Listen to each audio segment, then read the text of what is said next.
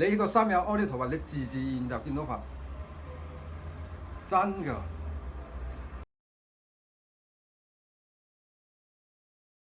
佛對我嚟講，佛對我嚟講係一個佛係一個大覺悟者咯。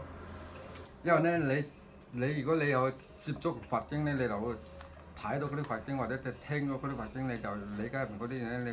你發覺佢咧，所有上至天文下至地理咧，佢所有一咧，佢都話俾你知嘅。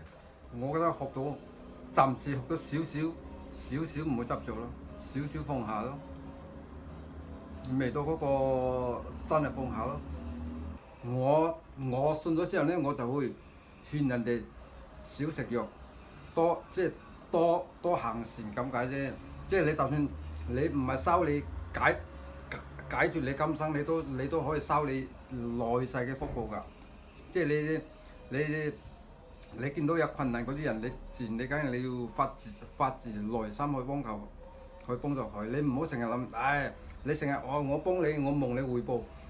幫助人咧，你就唔好望人哋回報。出家我話俾你知，我間出唔出家都冇關係。因為咧，你出家你都係去自然修持。你在家你有在家修持，你在家你仲可以出到去。如果你有少少錢，你自己你可以幫助人哋，幫助呢啲就叫護法。我哋在家嗰啲大部分嗰啲在家跟嗰啲人，即係人哋嗰啲叫該善咧，人哋你除咗係護法之外，你如果有多餘嘅時間，但係將來如果有機會都可以去寺院嗰度幫手做義工㗎。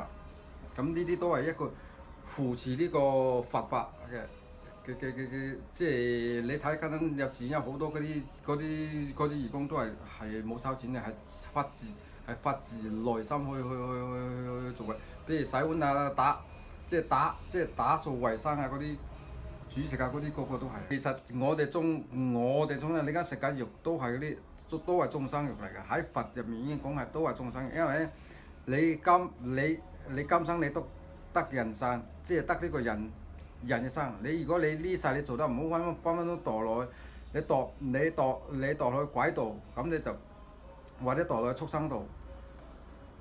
咁你就下一世你就變咗做畜生，你分分鐘你變咗條魚俾人食。你打一個譬如你呢世食得魚多，你分分鐘下一世你要做幾百世魚俾人食。所以我同你講係嗰啲什麼曱甴啊乜嘢，我同你講你唔理，即係你哋唔好再殺。喺佛教入面呢啲殺生全部都係造業嚟嘅。我就係見到地藏王菩薩嗰啲發嗰個大願，我希望我可以學到佢。